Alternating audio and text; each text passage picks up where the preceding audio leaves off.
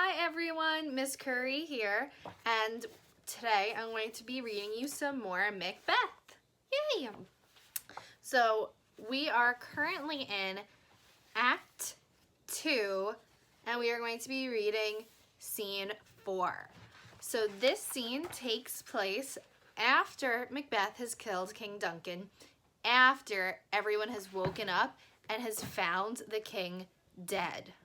So we see a conversation between Ross, Macduff, and an old man. At least that's what my copy calls him, an old man.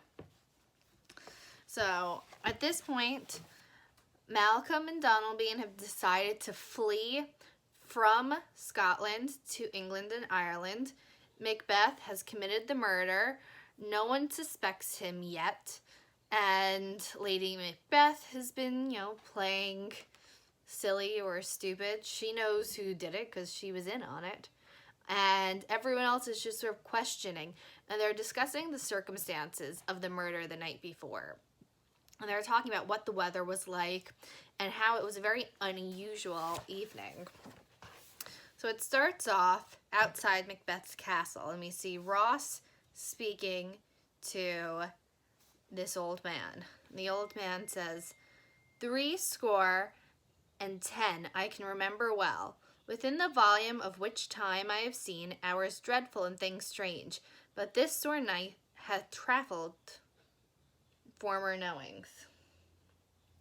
So, what he's saying here is in the span of 70 years, because a score is 20, so 3 times 20 plus 10 is 70. He's saying he can remember well everything that's happened to him, and he's seen many strange things and many dreadful things, but the past night seems so weird to him, and it's the one that stands out in his mind as being the worst, the most dreadful, the most terrible night.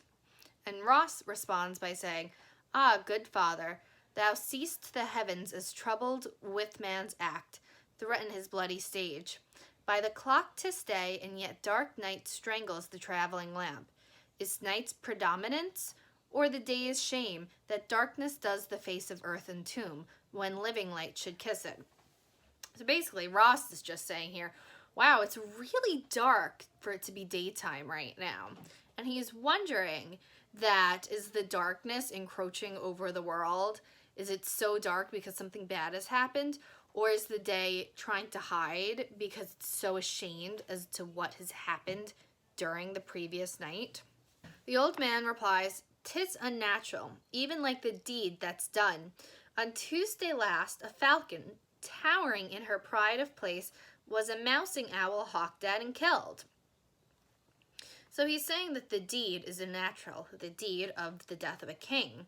And then he gives us the example of a falcon, which is a powerful bird of prey, being killed by this itty-bitty little owl. So once again, we're seeing an owl, which refers to death and despair.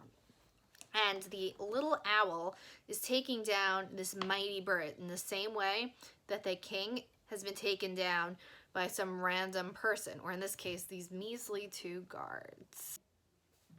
Ross then mentions, "And Duncan's horses, a thing most strange and certain, beauteous and swift, the minions of their race turned wild in nature, broke their stalls, flung out, contending 'gainst obedience, as they would make war with mankind."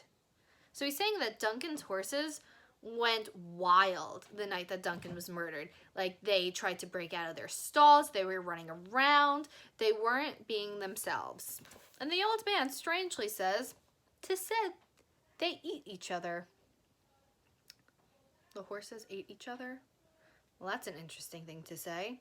And Ross responds, "They did so, to the amazement of mine eyes that looked upon it." Here comes the good Macduff. So we're going to take a pause here.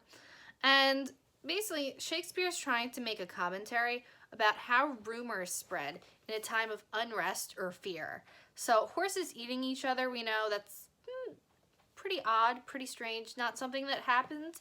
So it's just a spreading rumor, and Macbeth is making a commentary on the social status at the time. Enter Macduff. Macduff. How goes the world, sir, now? Macduff says. Why, see you not? Ross. Is it known who did this more than bloody deed? So who killed the king? Who's guilty? And Macduff responds, those that Macbeth hath slain. Ross. Alas the day, what good could they pretend? He's saying, why did the guards or the servants, what did they get out of killing the king? Why would they want to do that? And Macduff says, they were suborned. Malcolm and Donalbain, the king's two sons, are stolen away and fled, which puts them upon suspicions of deeds. So they think that the king's sons hired the two servants to murder the king, so Malcolm could then become king. So they're blaming the sons, and the sons, they left. They ran away. So they're looking a bit guilty now. Ross says, "'Gainst nature still, thriftless ambition that wilt raven up thine own life means, then 'tis most like the sovereignty would fall upon Macbeth." So he's like, it's weird to kill your parents. Like, odd. That goes against nature. He goes, I guess Macbeth's gonna be king now. Macduff replies, he is already named and gone to Scone to be invested. So they've already decided Macbeth's gonna be king. He's on his way to get the crown now. Ross says, where is Duncan's body? Macduff, carried to Colmkill, the sacred storehouse of his predecessors and guardian of their bones.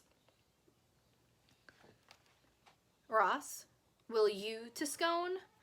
Macduff, no, cousin, I'll to Fife. Ross, well, I will thither.